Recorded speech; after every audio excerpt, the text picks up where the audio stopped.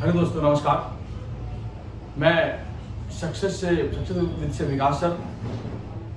मैं आप लोगों को 12वीं क्लास के जितने भी हिस्ट्री के मोस्ट इम्पोर्टेंट क्वेश्चन हैं वो मैं आप लोगों को बता देता हूँ। जो आप लोगों के एग्जाम नज़दीक है, इन क्वेश्चनों को अगर पढ़ लेंगे तो 100 में 100% आपको यही क्वेश्चन आपको देखने को मिलेगा।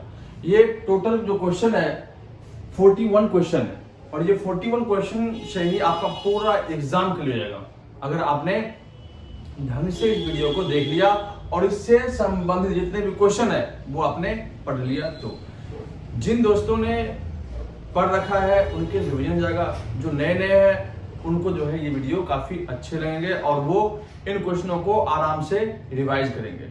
दोस्तों, अगर वीडियो पसंद आए तो लाइक करें, सब्सक्राइब करें और शेयर करें, ताकि मैं आप लोगों को हिस्ट्री से संबंधित जितने भी आपके मैप हैं वो सारे मैप जो है आपको एक वीडियो में आपको दे दूंगा और आप आसानी से 80+ नंबर ला सकते हैं। ठीक है दोस्तों, शुरू करते हैं। मैंने 3 पार्टों में डिवाइड कर रखा है: प्राचीन भारत, मध्यकालीन भारत, आधुनिक भारत। जो पहली बुक आपकी है वो प्राचीन भारत पार्ट 1, दूसरी बुक है मध्यकालीन भारत पार्ट 2 और तीसरी बुक है आधुनिक भारत पार्ट 3।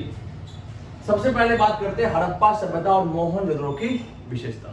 पहला क्वेश्चन आपको बनता है ईंट, मनके और अस्थियां से हड़प्पा सभ्यता और मोहनजोदड़ो की विशेषता। अगर आप क्वेश्चन को ध्यान से पढ़ेंगे तो हड़प्पा सभ्यता और मोहनजोदड़ो की दोनों की सेम विशेषता है।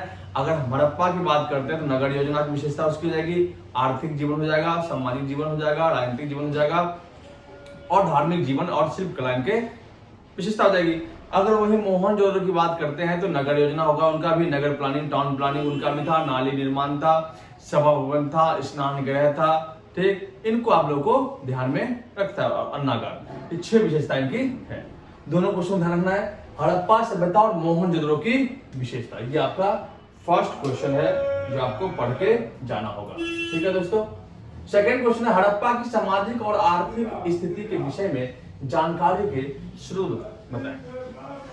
हड़प्पा सभ्यता के सोशल और इकोनॉमिक कंडीशन के विषय में हमारे पास कौन कौन से एविडेंस है? तो 2 एविडेंस है। एक तो पूरा तात्विक स्रोत जो होते हैं, जो घर मिल गए, घर के अंदर बर्तन मिल गए, औजार मिल गए, हथियार मिल गए ये, और दूसरा कब्र के खुदाई से, अर्थात शवों के अध्ययन या बुरियल्स ऑफ डेथ। इनके जब खुदाई हुई तो 2 तरह कब्र मिले, एक गरीब कब्र, एक आम जनता कब्र मिला और एक राजा महाराजा कब्र मिला। तो इससे वहां के सामाजिक और आर्थिक भिन्नताएं को हम समझते हैं कि वहां पे भी 2 प्रकार के वर्ग के लोग रहते थे।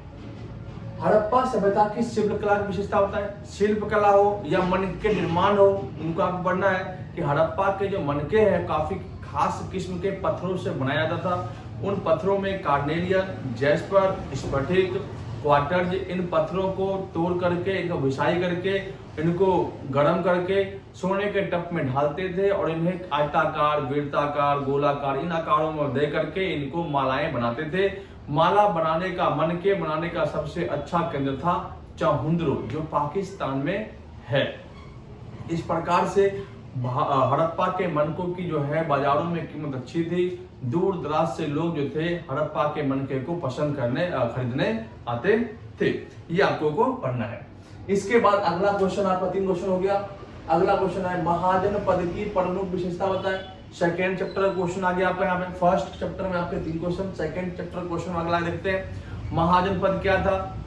तो छोटे छोटे जनपदों को मिला करके पहले जन बना, जन से जनपद बना, जनपद से महाजनपद बना। महाजनपद एक ऐसे गणराज्य जहाँ पे लोकतांत्रिक और गणतांत्रिक व्यवस्थाएं प्रचलित थी। दुनिया में पहला एक ऐसा गणराज्य था जो लिच्छवी गणराज्य, जहाँ पे वैशाली के अंदर, जो बिहार के वैशाली है उसके अंदर लिच्छवी गणराज्य था, जहाँ पे सबसे पहले लोकतांत्रिक व्यवस्थाएं प्रचलित थी। ठीक है दोस्तों, तो इनको आपको पढ़ना है। महाजनपद की विशेषता ये थी कि महाजनपद 16 महाजनपद थे। 16 महाजनपद में मगध शक्तिशाली था। प्रत्येक महाजनपद की अपनी राजधानियां होती थी। राजधानियों को किले के रूप में घेरते थे और उनके रखरखाव के लिए सैनिक के लिए पैसे खर्च करते थे। इसके अलावा कभी एक दूसरे पर युद्ध भी करते थे। इस प्रकार से महाजनपद की अपनी एक विशेषता थी। ठीक है दोस्तों, आरंभिक नगर की विशेषता। आरंभिक काल में महाजनपद से पहले ही कुछ ऐसे नगर राज्य का उदय हुआ जिनमें आपने देखा था महाभारत काल दौरान वाराणसी, चंपानगरी, उज्जैनी, इंद्रप्रस्थ, ये ऐसे ऐसे महानगर थे, आरंभिक नगर थे, जिनका उद्भव जो है आरंभिक लोह युग काल में हुआ था। क्योंकि हड़प्पा काल को हम कांस्य युग काल में कहते हैं। हड़प्पा काल जैसे खत्म हुआ, वैदिक काल शुरू होता है, वैदिक काल में ही आरंभिक नगर आता है और उसी काल में लोह युग की शुरुआत होती है। तो आरंभिक नगर के लोगों को लोहे की पूर्ण रूप जानकारी थी, लेकिन हड़प्पा के विषय में कहा जाता है कि उसके पास जानकारी लोहे की नहीं थी। आरंभिक नगर के लोग लोहे से मजबूत हथियार बना करके अच्छे किस्म की खेती करते थे, मजबूत तरह के हथियार बना करके दूसरे देशों पर आक्रमण भी करते थे। इनको आप बना को लिखना है, वैसे मैंने लिखवा रखा है, अगर आपको चाहिए तो आप कमेंट में बोले, मैं आप लोगों को PDF दे दूंगा। मौर्य साम्राज्य या प्राचीन भारतीय इतिहास के जानकारी के स्रोत तथा अभिलेख शास्त्रों की समस्या। कहते हैं कि कोई भी इतिहास को जानने के लिए हमारे पास 3 प्रकार के स्रोत है, और जहां इतिहास जानते हैं वहां समस्या भी आती है। किनके पास? इतिहासकारों के पास। सबसे पहले बात तो इतिहास जानने के 3 स्रोत है: पुरातात्विक स्रोत, साहित्यिक स्रोत और यात्रिक विवरण। पुरातात्विक स्रोत में आप क्या पढ़ोगे? जितने भी सिक्के मिले हैं, अभिलेख मिले हैं, मनके मिले हैं, मूर्तियां मिली है, औजार, हथियार, बर्तन, जितने चीजें मिली है, जो खुदाई से प्राप्त सामग्री मिली है, उनको पढ़ के हम मौर्य काल या प्राचीन भारतीय इतिहास जानते हैं। सेकेंड आपका साहित्यिक स्रोत, लिटरेचर सोर्सेस, कौटिल्य का अर्थशास्त्र ले लो, मुद्रा राक्षस ले लो, बौद्ध साहित्य ले लो, जैन साहित्य ले लो। अगर ये तो मौर्य काल का हो गया, अगर प्राचीन वही ऐड कर दोगे तो इसमें भी आ जाएगा वैदिक साहित्य, जिनमें 4 वेद, ऋग्वेद, यजुर्वेद, सामवेद, अथर्ववेद, इसका वेदांग, 6 वेदांग, पुराण, उपनिषद, इन सबको आप लोगों को पढ़ना होगा। अब इन्हीं कहता है कि तीसरा पॉइंट आपका यात्रिक विवरण। यात्री तो आपके मौर्य काल से मगध से शुरू गया था, महाजनपद से ही, लेकिन में 2 यात्री इंपॉर्टेंट थे। एक आपका मेगास्थनीज की इंडिका और एक ये फाहियान की फायूकी और वैनसांग की शियुकी। ये आप लोगों को 3 यात्री थे, एक आपका यूनान का और 2 आपके चाइना के। इन यात्रियों के बारे में हम पढ़ते हैं और उनसे हम पढ़ करके, उनके बुकों को पढ़ के हम इतिहासों को जानते हैं। इसके बाद मगध के शक्तिशाली होने के कारण, मगध एक शक्तिशाली जनपद था, क्योंकि मगध के पास राजनीतिक पावर थी, आर्थिक पावर थी और सैनिक पावर थी। राजनीतिक पावर में अच्छे राजा हुए, बिंबिसार, अजातशत्रु, अशोक जैसे राजा हुए। ठीक, आर्थिक की बात करते हैं तो लोहे की खान मिल गए उनके पास। इसके अलावा गंगा नदी के किनारे कृषि काफी उपज थी। मगध के जो राजा थे वो दूसरे पर कब्जा करके अपना क्षेत्र बढ़ाते थे। इसके बाद तीसरा कारण सेना काफी अच्छी थी। स्थायी सेना रखने वाला पहला शासक बिंबिसार था। मगध के अंदर हर्यक वंश का पहला शासक था बिंबिसार, जिसने पहली बार स्थायी सेना रखी थी। इसके अलावा हम देखते हैं इनके पास हाथी सैनिक भी था। इतिहासकारों के अनुसार चंद्रगुप्त मौर्य के पास लगभग 2 लाख पैदल सिपाही, 30,000 हाथी, 30,000 घुड़सवार और 10,000 हाथी के सैनिक था। इस प्रकार से सैनिक मजबूत थी। अशोक की धर्म नीति। अशोक ने कलिंग युद्ध के बाद हमने देखा कि अशोक ने धर्म नीति को अपनाया। धर्म नीति में अच्छे सिद्धांतों के बारे में बताना है कि माता पिता का आदर करो, गुरुजनों का आदर करो, छोटे का सम्मान करो, पशु बलि ना करो, युद्ध ना करो, ठीक, शांति विश्वास रखो।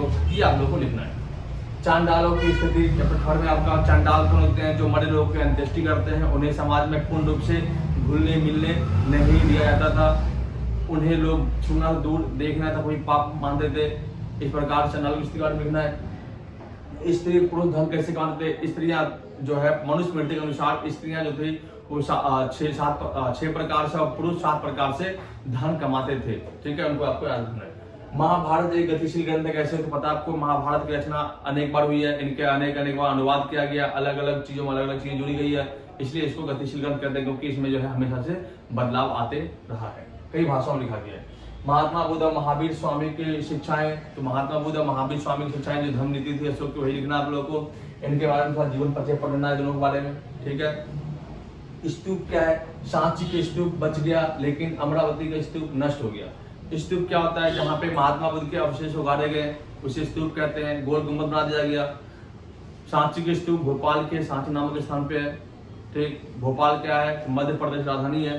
सांची की स्तूप इसलिए बच गया क्योंकि इसको भोपाल की बेगमों ने संरक्षण दिया, मरम्मतें करवाई। इनके बारे में एक कहावत है कि फ्रांस के शासक लुई 14 ने सांची के तुरंत द्वार को, पश्चिमी तुरंत द्वार को ले जाने का प्रयास किया, लेकिन उन्हें नाराज न करते हुए हूबहू प्लास्टर ऑफ पेरिस का, पीओपी का तुरंत द्वार बना करके लुई 14 को दे दिया। इसके अलावा समय समय मरम्मत करवाई गई, वहाँ पे संग्रहालय बनवा दिया गया, रहने के लिए अतिथिशाला बनवा दिए। तो भोपाल के बेगमों का काफी योगदान रहा। अमरावती की स्तूप नष्ट हो गया क्योंकि इसकी जानकारी बहुत बाद में मिली, लोग समझ नहीं पाए कि स्तूप है, इस कारण से ये नष्ट हो गया। अमरावती जो आज भारत के अंदर आंध्र प्रदेश की राजधानी बनी है, ठीक है। सांची की मूर्ति कला को समझने में, सांची के स्तूप में बहुत सारी मूर्तियां बनी हुई है, उन मूर्ति कला को समझने में हमें बुद्ध साहित्य ज्ञान चलता पता। महात्मा बुद्ध की अलग अलग मूर्तियां, अलग अलग छवियां दिखी गई है जो जातक कथाओं से संबंधित है। जातक कथा क्या होता है, तो महात्मा बुद्ध से के जन्म से जुड़े कहानियों के बारे में बताया गया है, इनके बारे में लिखना है। इसको सेकंड पार्ट में आते हैं। अल-बिरूनी ने भारत का वर्ण व्यवस्था कैसे बताया। अल-बिरूनी ने भारतीय वर्ण व्यवस्था के विषय में क्या लिखा, तो अल-बिरूनी ने कहा कि भारत में 4 प्रकार के वर्ण है, ब्राह्मण, क्षत्रिय, वैश्य और शूद्र। इन सभी का जन्म जो है ब्रह्मा के अलग अलग अंगों से हुआ है। ब्रह्मा का जन्म ब्रह्मा के मस्तिष्क से, क्षत्रिय का जन्म ब्रह्मा की भुजाओं से, वैश्य का जन्म ब्रह्मा के पेट या जांघों से और शूद्र का जन्म ब्रह्मा के चरणों से। इस प्रकार से उनके सेवा सत्कार भी अलग अलग काम है। ब्राह्मण का काम पूजा पाठ करवाना, क्षत्रिय काम युद्ध करना, वैश्य काम व्यापार करना और शूद्र काम इन तीनों की सेवा करना। इसके बाद हम देखते हैं कि अल-बिरूनी की पुस्तक है आपका किताब उल हिंद। अल-बिरूनी रहने वाला था आपका ख्वारिज़मी से जो आपका महमूद गजनवी जब अटैक किया था तो वहां से लाया गजनी, और गजनी लेने के बाद जब भारत पर आक्रमण किया था, तलवार आक्रमण जब किया था तो लगभग 1000 ईस्वी में जो है इसको लाया था। किसको, अल-बिरूनी को। भारत के विषय में जानने की इच्छा पहले चीज थी, ठीक। इब्न बतूता कौन था, इब्न बतूता एक फारसी यात्री था, ठीक। इब्न बतूता ने भारत के इतिहास के विषय में काफी अच्छे तरीके से लिखा। उसने एक पुस्तक लिखी रिहला। उस पुस्तक में भारतीय बाजार व्यवस्था, दास व्यवस्था, संचार प्रणाली और नारंग पान के विषय में व्यापक रूप से वर्णन किया है। इनको आप लोगों को ध्यान रखना है। तो एक 2 क्वेश्चन हो गया। फ्रांसवा वर्नियर ने भारत और यूरोप की तुलना किस प्रकार की, तो फ्रांसवा वर्नियर एक बहुत बड़े विदेशी यात्री थे जिन्होंने भारत और यूरोप की तुलना की। उन्होंने कहा कि भारत में जिस प्रकार की व्यवस्थाएं हैं, जैसे कि भूमिहीन किसान है, राजा भिखारियों का राजा है, सती प्रथा सिस्टम है, ठीक, गरीबी का माहौल है, महिला स्थिति खराब है, वैसे यूरोप में इस प्रकार की व्यवस्थाएं नहीं थी। किसानों पर अपनी जमीनें थी यूरोप में, राजा जनता की भलाई के लिए काम करते थे, महिलाओं की स्थिति काफी अच्छी थी, इसके अलावा समाज में काफी सभी लोग खुशहाल थे। इस प्रकार से उन्होंने तुलना करके बताया। वैसे फ्रांस वर्नियर आने वाला कहाँ आने वाला था, फ्रांस का आने वाला था। इसने पुस्तक लिखी थी Travels in the Mughal Empire. ये आया किसके टाइम में था, तो यह आया था आपका मुगल काल के समय में। कबीर और बाबा गुरु नानक की शिक्षाएं, तो बाबा गुरु नानक और कबीर की शिक्षाएं दोनों को लिखनी है। शिक्षा सभी धर्मों की सेम होती है, उन लोगों को आपको, जैसे महात्मा बुद्ध और महावीर स्वामी की शिक्षा थी, उसी प्रकार से कबीर बाबा गुरु नानक की शिक्षाएं, कबीर के दोहे आप लोग को याद करना है, उन दोहों को लिखना है। अलवार और नयानार संतों की विशेषता। अलवार और नयानार जिस प्रकार से उत्तर भारत में कबीर बाबा गुरु नानक आए, उसी प्रकार दक्षिण भारत में अलवार और नयानार संत आए, ठीक। अलवार और नयानार, अलवार जो थे विष्णु के उपासक थे, नयानार आपके शिव के उपासक थे। इनके बारे में आपको लिखना है। विजयनगर के जल समस्या को किस प्रकार पूरा किया। जल समस्या को हल करने के लिए जलाशय बनवाए गए, कुंड बनवाए गए, वर्षा का पानी इकट्ठा किया गया, बाढ़ के पानी इकट्ठा किया गया और समय आने पर इन पानियों को उपयोग में लाया गया।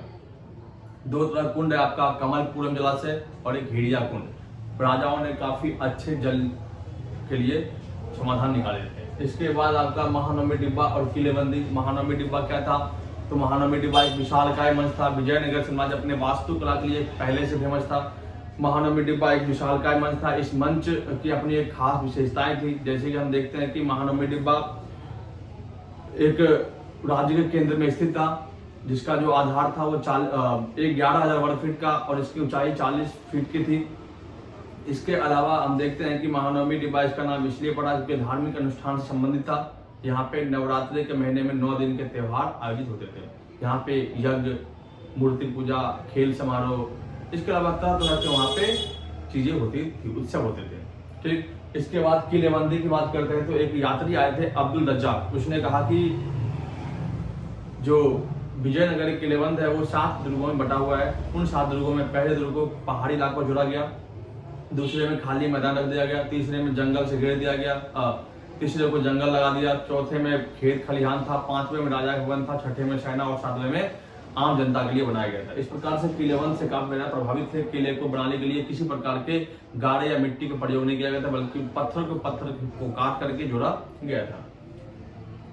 इसके अलावा अगर हम बात करते हैं मंदिर के बारे में, तो विजयनगर साम्राज्य के अंदर मंदिरों की काफी ज्यादा ही विशेषता थी। मंदिर द्रविड़ शैली में बनाया गया था। मंदिर में विरूपाक्ष मंदिर, विठ्ठल मंदिर, हजारराम मंदिर, ये मंदिर थे। राजा अपने आप को भगवान जोड़ने के मानते थे। मंदिर में दो प्रमुख चीजें थी, एक गोपुरम द्वार और एक गर्भागृह। गर्भागृह में भगवान को स्थापित किया जाता था, जबकि गोपुरम द्वार जो होते थे मंदिर के आगे होते थे, जो दूर से ही मंदिर होने का संकेत दिया जाता था। और हमने देखा कि किस प्रकार से विजयनगर के शासकों ने अपने प्रभावशाली होने के सबूत देते हुए गोपुरम द्वार को ऊंचा बनाया। गोपुरम द्वार से प्रत्येक साल जो है रथ यात्राएं निकाली जाती थी। गोपुरम द्वार की अपनी एक खास विशेषताएं होती थी, जो दूर से ही ये संकेत दिया जाता था कि यहाँ पे मंदिर है। तो एक मुख्य मंदिर के अलावा हमने देखा कि छोटे छोटे अन्य मंदिर भी होते थे, वो आपको मंदिर शैली में दिखाई गया। नायक और अमरनायक नारी, विजयनगर की दो राजनीतिक खोज थी, एक नायक और एक अमरनायक। ये दोनों सेना के प्रमुख थे। नायक नगर के किले से बाहर रह करके किले की सुरक्षा देता था, जबकि अमरनायक से नगर के या राज्य किले के अंदर रह करके किले की रखवाली करता था। नायक प्रणाली उपजाऊ भूमि की तलाश करता था और दूसरे किलों पर कब्जा करता था और राजा को एक बार उपहार या भेंट भी दिया करते थे।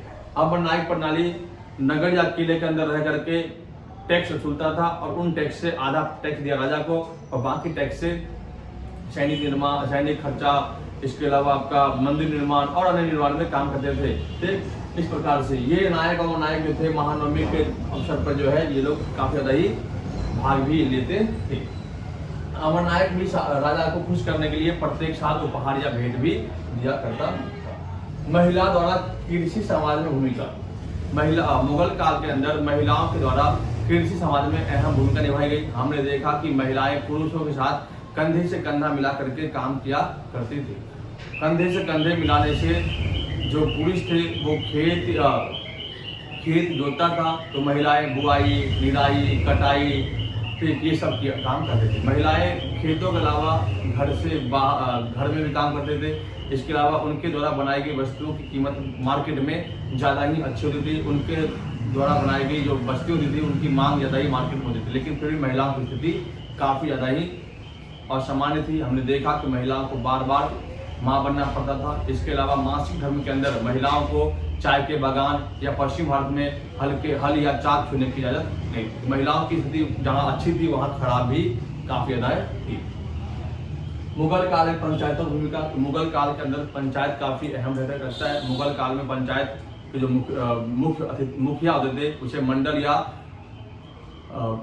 कहते थे या मुकद्दम कहते थे। मुखिया गांव के अहम लोग होते थे, बुजुर्गों के, आम लोगों के, जो पढ़े लिखे लोग, जो काफी ज्यादा ही गांव के अमीर लोग होते थे, उन्हें मुखिया कहा जाता था। वे आम बुजुर्गों के समूह को मुखिया कहते थे। ये मुखिया गांव के सभी समस्याओं को हल करते थे। गांव में कुछ भी गलत कार्य होता था उन कार्यों को गलत होने से रोकने का भी काम करते थे। इनको आपको और बनाना लिखना है।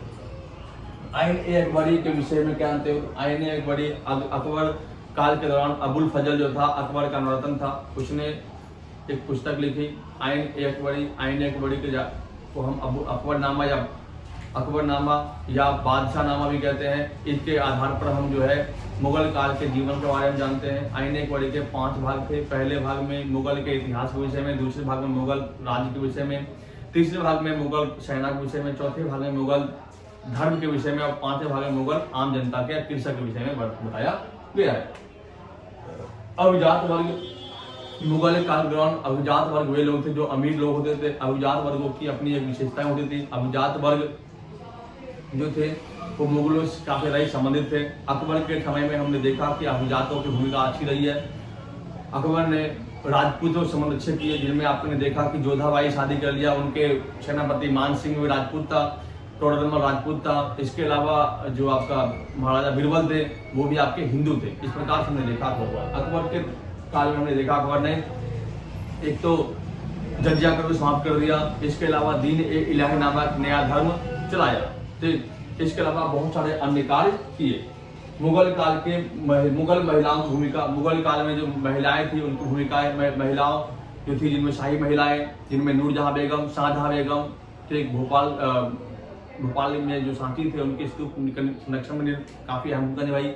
इसके अलावा गुजरात के अंदर काफी ज्यादा भूमि कर के आधिकारिक रूप में नियुक्ति की गई, कई बार शासिका के रूप में काम की मुगल महिलाएं। इसके अलावा महिलाओं को हरम में रहने की अनुमति थी। मुगल के महिलाएं चाहे चाचा हो, चाची हो, मौसी हो, बुआ हो, माता हो, उपमाताएं हो, पत्नियां हो, उपपत्नियां हो, सभी जो है हरम में रहा करती थी। हरम एक प्रकार से पवित्र स्थान होता है। इस प्रकार से थर्ड बुक में सेकंड बुक खत्म। आधुनिक भारत में आते हैं 3 चैप्टर आपके थर्ड पार्ट में। पहाड़िया और संथालों ने अंग्रेजों के खिलाफ विद्रोह क्यों किया? पहाड़िया लोग कौन थे? जो पहाड़ बहते थे राजमहल की पहाड़ियों पे। अंग्रेजों संथाल कौन थे? जो समतल भूमि रहते थे। पहाड़िया लोग कुदाल से खेती करते थे, संथाल लोग हल से खेती करते थे। पहाड़िया लोग के जंगल नष्ट हो गए इसलिए उन्होंने विद्रोह किया, संथालों की भूमि छिन गई इसलिए उन्होंने विद्रोह किया। जमींदारी नीलाम क्यों होती थी? अगर निश्चित समय पर जमींदार लगान की राशि अंग्रेजों को ना चुकाता नहीं था तो उनकी जमींदारी नीलाम हो जाती थी। सूर्यास्त के नियम थे, इनमें निश्चित अवधि पर टैक्स पे करना था। दक्कन के रैयतों ने विद्रोह क्यों किया? दक्कन रैयतों ने ऋणदाता के खिलाफ विद्रोह किया क्योंकि अंग्रेज के खिलाफ विद्रोह नहीं कर पाते थे, क्योंकि रैयतवाड़ी व्यवस्था के अनुसार अंग्रेज ने सीधे लगान के राशि दे दिया और रैयतों के साथ जोड़ दिया। अगर रैयत सही टाइम पे लगान की राशि नहीं चुकाएगा तो उनकी भूमि छिन जाएगी। तो रैयत अपनी जमीन बचाने के लिए हमने देखा कि साहूकार से ऋण लेते थे। ऋण देने वाला साहूकार मजबूरी का फायदा उठा करके ऊंचे ब्याज दर में ऋण दिया करता था।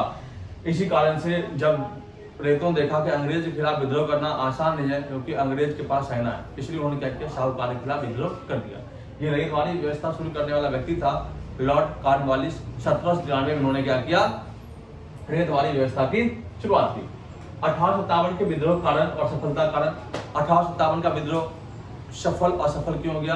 सफल तो नहीं हुआ, कारण ये था, विद्रोह कारण ये था, राजनीतिक कारण, आर्थिक कारण, डलहौजी की हड़प नीति, इसके अलावा चर्बी वाले कारतूस, इसके अलावा सेना में असंतोष। दोबारा पॉइंट रिपीट करता हूँ, सामाजिक कारण, आर्थिक कारण, राजनीतिक कारण, डलहौजी की हड़प नीति, इसके अलावा चर्बी वाले कारतूस और इसके अलावा सेना में असंतोष। असफलता कारण ये था, समय से पहले युद्ध हो गया, कमजोर केंद्रीय नेता था, एकता का अभाव था। इसके अलावा सिखों के गोरखा सैनिकों ने क्या किया? अंग्रेजों का साथ दिया और यातायात के साधन अच्छे हो चुके थे इसलिए, और भारतीय फौजों पर हथियारों की कमी थी इस कारण से, इसलिए 1857 विद्रोह असफल हो गया। 1857 के विद्रोह के चित्रों से क्या चलता है पता?